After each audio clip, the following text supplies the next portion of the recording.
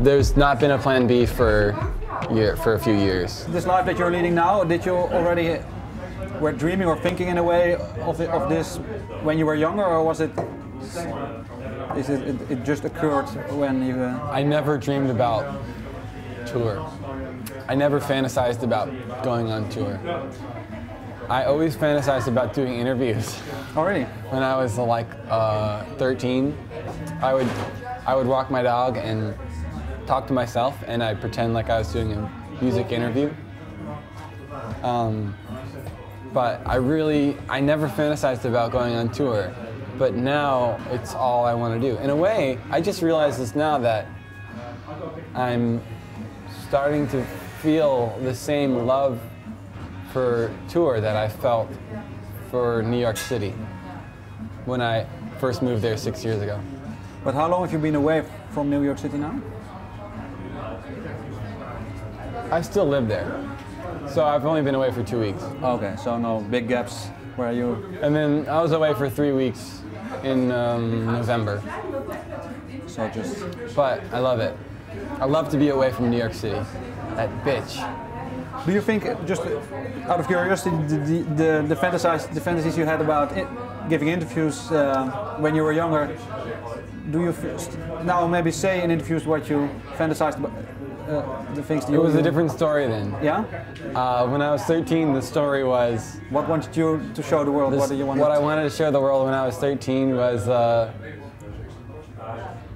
how cool electronic music was, and how cool I was for making it, and how I was such a diverse artist, because I started by getting my guitar when I was 11, which is so early, and I thought that was cool. I thought it was cool that I was really young. And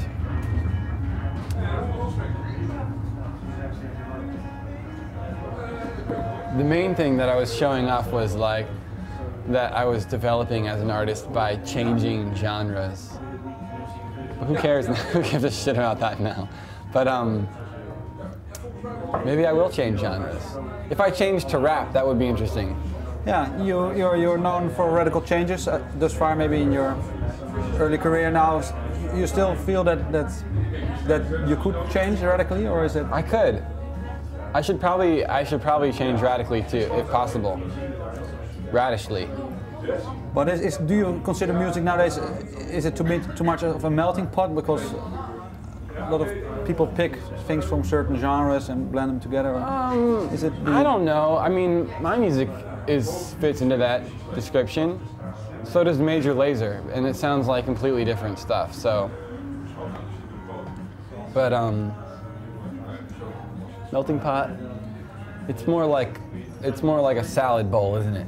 Yeah, but is for you extreme change? Is that something that maybe to reflect what you are doing? Does it help you to maybe to move away from something, to maybe reconsider what you are doing, or also maybe with moving to New York? I mean, there's certain changes that help you figuring out what you want, or does it work for you that way?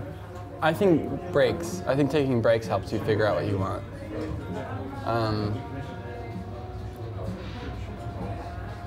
So I'm taking a break from writing, and I'm just experiencing my life for a change.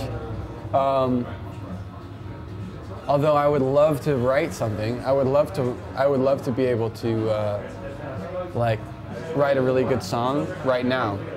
I just don't know if I have any ideas. When did you decide to take this break from writing? Oh, I didn't really decide. I mean,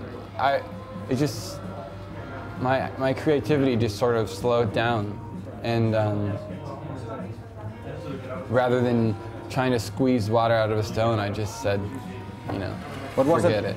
After you finished the recordings, or at what moment did this drain? It slowed down. I spent a year writing and recording maybe the first 75% of the album, and then the next year I worked all year and I only got another 25%. But I was trying really hard, and I think after that it just started getting busy playing shows, and So it's good, but the writing is really what makes me feel good. But were you in that case a bit lucky that just at the point that you were running out of ideas, maybe that other things started to grow? Because if that didn't happen at that point, well, it is lucky that I have the opportunity to actually tour at this moment. It's great. Yeah, I think it's pretty good timing with my writer's block. But are you afraid that it will? You're not afraid that it will come back eventually, the inspiration? I am afraid. Yes, I'm very afraid. Because now at this moment, yeah, you start to take steps into the world, usually. And yes, I'm very afraid for that reason too. Yeah, because there was never any pressure other than my own. But the pressure that comes from myself was always so much that it would even just